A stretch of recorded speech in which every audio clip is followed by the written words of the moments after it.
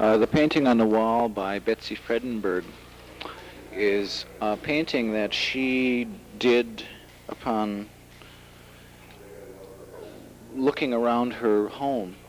It's called Forget Me Not, and it's a reflection of how she feels about the structure that's outside of her home. It's an old structure sitting aside Lake Superior, and she gets a lot of inspiration from it. The painting means a great deal to her beyond the visual interpretation she made. It talks about the lake shore, it talks about the pine trees, and it talks about the old structures and the old people who lived along the lake shore. She's tried to capture a little bit of history, a little bit of sentimentality, and a little bit of the visual.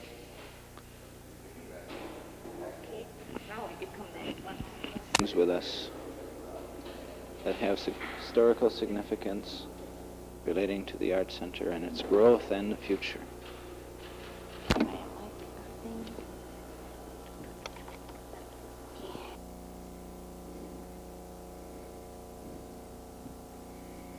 This is the arts and crafts building belonging to the Red Cliff Banner League Chippewa Indians.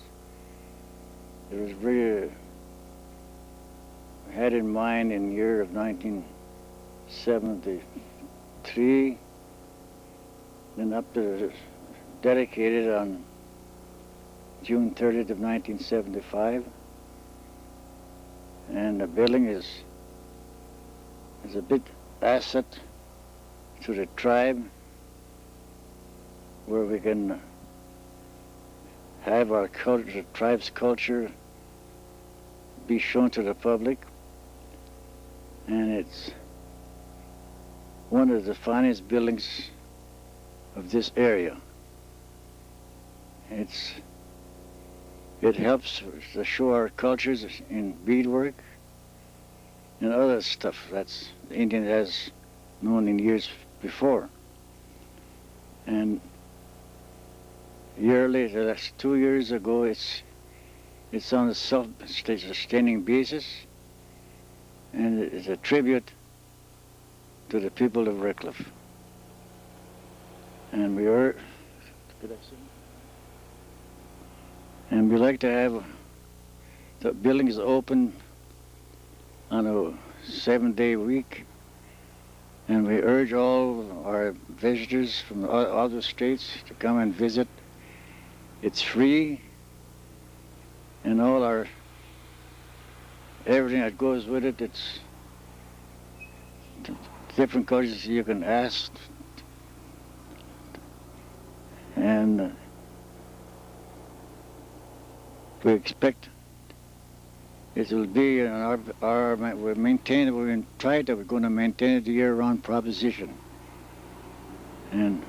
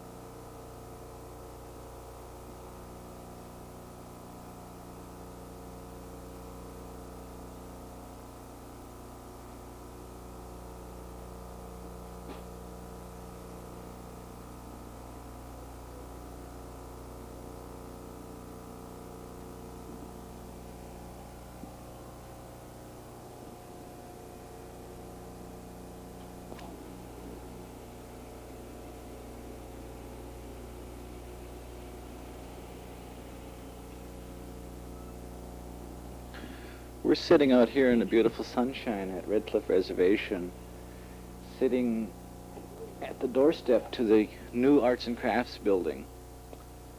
Talking with us today is going to be Alex Roy, one of the elders of the Red Cliff Indian Reservation.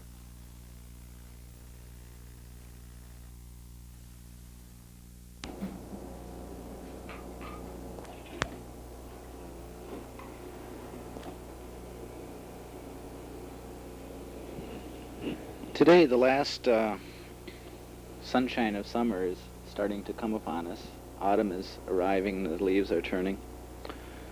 We're sitting at Red Cliff Indian Reservation talking with Mr. Alex Roy. We're sitting at the entrance to the new Arts and Crafts building, dedicated in June of 1975. But before we go inside, we'd like Mr. Roy to talk with us about the history of Red Cliff in general, the building, whatever he remembers, just to talk in the warm sunshine here. Mr. Alex Roy. I'm happy to talk with one of the young fry of our reservation, Walt Brissett. And as we sit here, we're looking over towards the lake. There's a rock there standing laying alongside the lake shore. At one time, it was the foundation for the Red Cliff sawmill. The Red Cliff sawmill since that time, now it's covered up with a sun deck, we call it. You have the view of the Lake Superior, Bass Island, and so forth. We have a marina there. That's what you call that. Boats can tie up overnight, and we welcome all the people here. It's been a nice summer. And as Walt said a little while ago, autumn leaves are falling, and now, years on, after we'll be looking for the snow we fall upon us. Red Cliff is about a little over 100 years old. Could you tell us a little bit about your experience as a former tribal council member and your different experiences about the relationships of Red Cliff as an Indian reservation to, say, the surrounding governments, the federal government, how that's come about? You've had a long history of being involved in political affairs with Red Cliff. You should share some of that with us. Thank you, Walt. Before I go on any further, I'm the only survivor of the original Constitution bylaws that we adopted. It's a long story to tell you, but we've been on a self-government basis for a long time, and different acts on the now is favoring of self-determination, which I think we hardly endorse, and I think that by that means it's too complicated to tell to hear, but now we're on the verge of getting our judgment claims, and I hope that should be soon, because every Indian, I'm told, there are not very many old-timers living on this reservation, and we like to have that money, so I don't know what will happen. It's been a long time coming, and I think due to people like you who have been persistent in sitting on the tribal councils, through the long meetings, the different travelings that you had to go through, in order to accomplish some of the things that are being accomplished today on different Indian reservations. I think it's a credit to the people when you can look toward leadership that enables things to be accomplished, like the Claims Commission, as you're talking about, like the facilities that we're sitting near right now. How different is it now today from that first tribal council that you sat on back in 1934, I believe it was? Is there any differences that you can share with us? Yes, there is. When we started this tribal government, we didn't have no money, but transportation was poor, and little money that we did have, we could not handle the affairs. But I like to say this much: Red Cliff was the first reservation, first Red Cliff band was the first to adopt the Wheeler-Howard Act, which we call now the Indian Reorganization Act. That gave us the power to be under our own self-government. That was the best things that ever happened to any Indian nation, any Indian tribe. And I'm glad I was a part of it.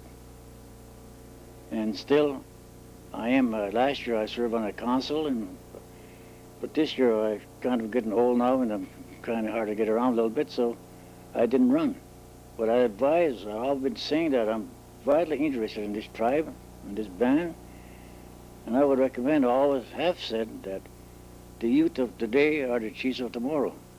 I've said that many times. I hope that you'll take this in consideration, but all you young guys are going now, and this way, another hand, on part of our constitution provides you could be a member now when you're 18 years to vote and all that. Now you have the rights, and I hope you all share that right like we had in years past.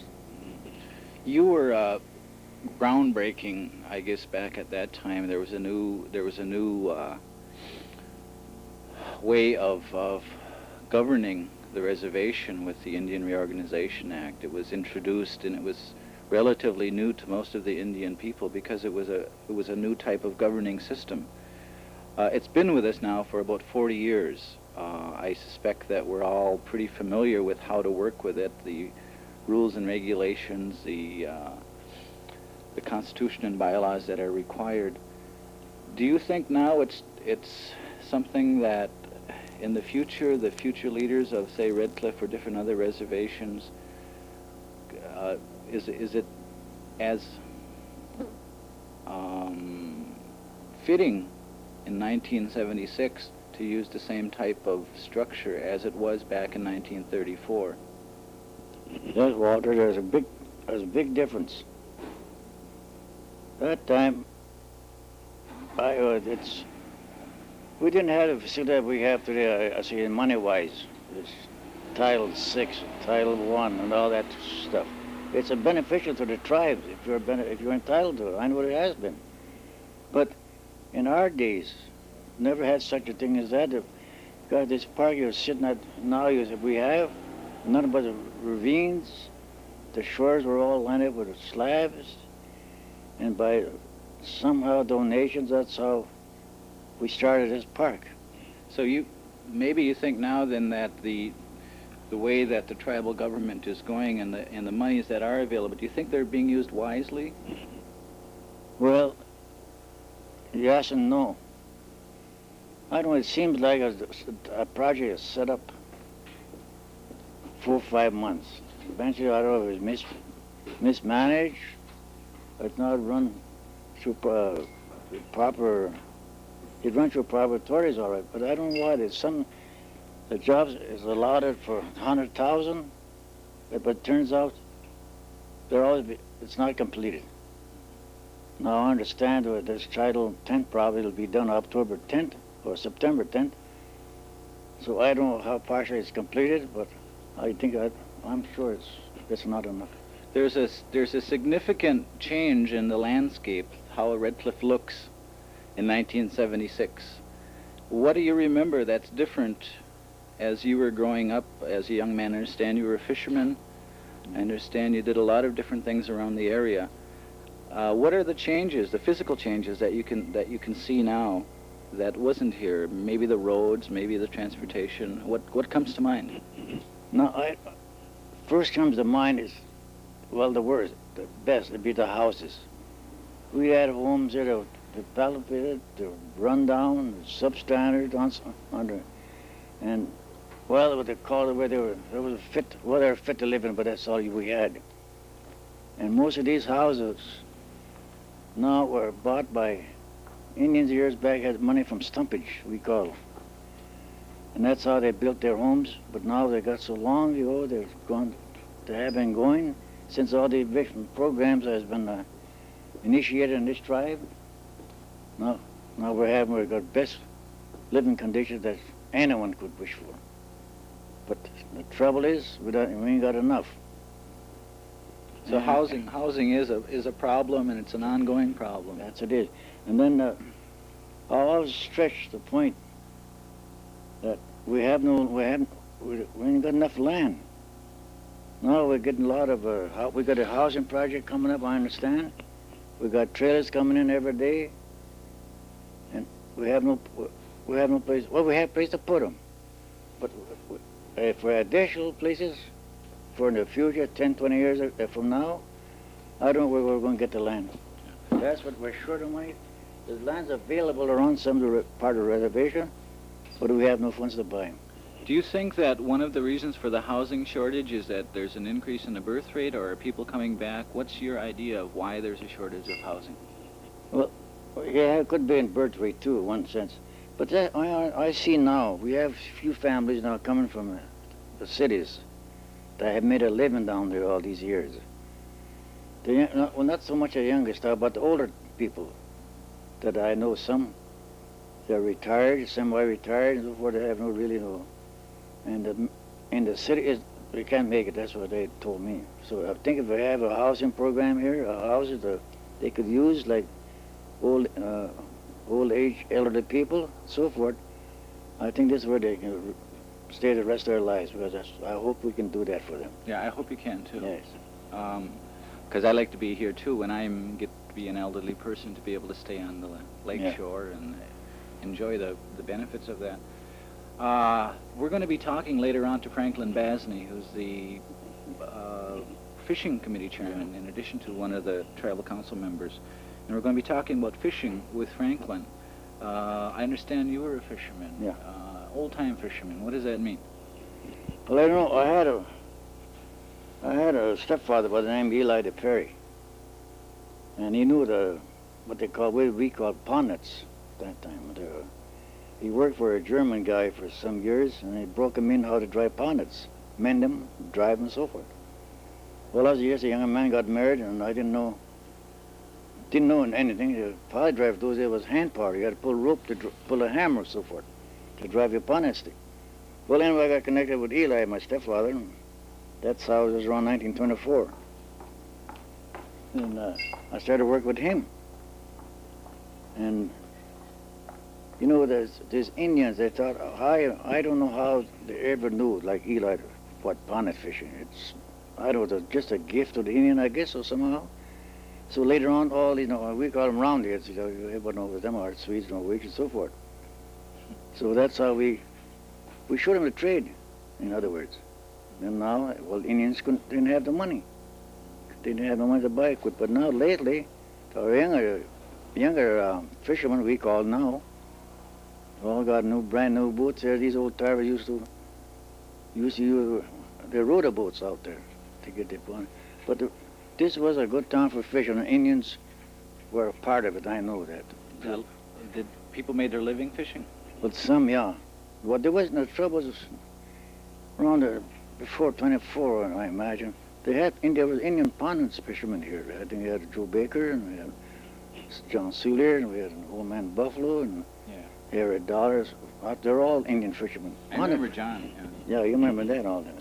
Yeah. It made a good living, but now, no dice, I guess. Did they have anything? It's getting so. I don't know. I guess the way the old time he told me those fish are getting wise, somehow or another. Did they have anything like the DNR in 1924? Oh, no, not whoever heard of it. We never heard of that. The DNR, years back, it's like whoever heard of a pollution? I haven't. Ecology, all that stuff. We never knew that. Just like you have diabetes and you had TB and something of that order. You didn't know what you had until you went to see the doctor. But otherwise, I think it's just the same. Yeah. When do you first remember the DNR having an effect on the reservations? Was it through hunting, fishing, or some other reason? Yeah, I think that's what started. At the time they arrested Dick Grinnell down here, They wouldn't have a test case. They had that night before, they set an old net. Next one they got a sucker in it, I guess, and it was a very big problem at that time. And we all went from here, all downtown. They arrested him, took him to town, but they had that old sucker with them, a sunburn thing. And from there on, I don't know. What the heck a DNR? Then if you had one of those years ago, the old-time Indians would have shot him and throw him out. Yeah. But they were like foreign people. I mean, they weren't part of the community. Mm-hmm. Do you think that, with your understanding of who the DNR, that they can be helpful? Do you think that that Indians need to be regulated by people like the DNR, the state or the county, or do you think that we're quite capable of regulating our own selves? Well, yeah, DNR, maybe that's all right too, but why not set our rules and rules? Let's forget DNR. If we want an Indian to keep off a certain area of fishing grounds, let's do it. Don't ask us DNR or the state. That's our future fishing. If we want to violate, you're going to lose out on long end. I know it. I think violate is not the word, Alex, because I don't feel that I violate when it's part of our treaties, Yeah. you know, to go hunting. It's their term. What kinds of equipment did you use back whenever you remember starting to fish? Well, no, I never went that far back. Boating, you know. Just these guys I work for, you know. I never owned a fish outfit, and I was just more of a What kind of hours? help. Oh, hours of bad. 6 to 6 as your day, you know. And it was tough. Well, anyway, I lasted 1952. Then I got a job. I was in Norfolk, Virginia for a while in the shipyards. And, That's a long way away. yeah, and then I come back, and then there was much. I fished for Philip LaPointe, and they kind of Pitt, yeah. I fished for him practically all the time. And so it came along, and there was an opening on a tug down in Ashley called a Tug Butterfield. I worked there 9 summers. I took a hauled wrasse, pulpwood wrasse from Canada. And Yeah, I remember those rafts. I worked on that for 9 summers, so I had a pretty good job. Then I quit fishing, you know. I'm just doing this. I'm here, I'm there, wherever they want me. You've been near the water all your life. Yeah, practically. Yes, Has it been good to you? it has. That's very good. You recommend it? I would. How about this lake? Is it a good lake? Oh, you can't beat it. That is wonderful. It's the best lake there is in the United States, right there. But I had an opportunity one time to start this way, you know. Went around the circle tour they call, you know. Trying with one end, this end, and they come back this end. But the circle tour they call it Canada. You know. It's all the same lake experience, wonderful lake. But after all, you know, there's a kind of a little history of this little Redcliffe. Oh, yeah? And it's so long to tell about it. I got a piece in the paper someplace here, and I don't know. I enjoy living here. 1914, 13, 12. I graduated this little school we had up here, they call it St. Francis School. I graduated, so I landed in Carlisle University in 1912. You were one of those. Yeah, now I had read about people going out there. Yeah, and I graduated there 4 years later. And by the way, when I mention that, I always like to talk about old Jim Thorpe. Yeah. Because I know him well. I used to press his pants. Oh, really? Yeah, they were dressed there as uniforms, you know, had uniforms on. And they were housed, all the athletes were housed in what's called athletic quarters. And mind you, I was new there then, and they signed you to a place like they do here. They signed me in that athletic quarters. Well, there I washed dishes, made beds, pressed their pants. Well, there must have been about 15. They're all different football players and spring athletes, spring trials, running and so forth. Lacrosse teams, they're all on training bases, see? And that's why I was sent there. That's how I had to know Jim Thorpe. Real well. Not well enough into the press his pants. That's what I've done. That's pretty well. Yeah, it was good. What else happened in Carlisle that you remember that stands out? Oh, You were there how many years? 19 of 13 or something like that. They had one of the best football teams in the country, Carlisle. And I'm happy to say there, I'm a Chippewa. There was Chippewas on that team. Really? Yes, sir. From where? Around the neighborhood, Minnesota, here, Wisconsin, and so forth. They lost to Notre Dame that year. And they played all big teams. They didn't play the Pennsylvania. They played Harvard. I remember well they played Harvard one year. I understand. I wasn't there then. So in those days they had a huddle. The huddle. They don't have that no more. You know, just plunge and get to as far as you can get. You know. And they made I think it was Thorpe, or not for the name, but Bush. I used to hear that. They sewed a little bag of the jersey resembled a kangaroo pouch, you know. And that's where they had that worked out. So they all got on scrimmage line. And then they got them sort of all in the bunch. The quarterback, the center passed to the quarterback and passed the ball under that pouch. So as he made a touchdown, beat Harvard. I don't think that'll work. Don't work nowadays. It work nowadays. Yeah, that's what they were just saying. How did you get out there? Did you request to go out there? Yeah, you know, those years you can ask for, if you want a future schooling, see? They're either there or Haskell, when some was in, somewhat Washington too. See a difference, but Carlisle, I wanted to go, I heard so much about it. Mm-hmm. So I went there with 6 people from here. The superintendent of the Great Lakes Agency, they didn't call it that, they called it the Point Agency. Point. Brought us down there, the superintendent. So we went down there, I was only 3 years, and I'll never forget that one time. I was riding along on a Pullman. I never rode a Pullman in my life. And It's a Pullman. That shows you how old I am. And there's a top bunk. And that's where that's where they assigned me. So there's some buttons on the side of the wall. You know, I was wondering what the heck the buttons were for. Maybe for some sort. I pressed one button. Geez, the color guy come up, opened my curtains. What can I help you, sir? I didn't know that. You know, you want. So anyway, I says nothing. A glass of water. He brought me a glass of water. So the next morning, he shined my shoes. I had kind of battered old shoes. You know, I didn't shine them up. So I got downstairs next morning from that top bunk to get on that lower bunk to get off, and my shoes all shined up. You must shine them up during the night on that porter. That's one experience I never had. La Pointe Agency, you call it. When did they change that from Great Geez, Lakes? I've been like that long. Oh, How old were you? they say La Pointe Agency. That should happen around 37 after. What, 36, 37. Was that during the IRA time? Yeah. Same time that you... See, we had a superintendent come from, his name was Cabell. He come from Minnesota, band, Red Lake. So we got transferred here. So we got I don't know how you change it to Great Lakes. See, the other reservation got in this jurisdiction. That's how they got it now. So there's now 10 bands, see, under private council. That's how they changed it. Great Lakes. They used to probably be stationed at La Pointe. Yeah. You know, one time there was Great Lakes, Point Agency, they call it, in Bayfield there, one time.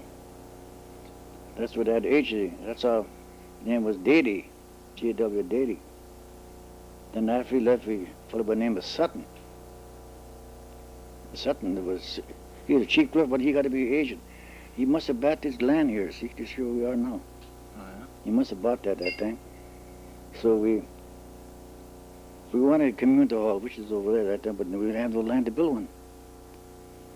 So Mr. Sutton went and asked us, so he sold his piece of land 100 by 150 feet. It's right over here.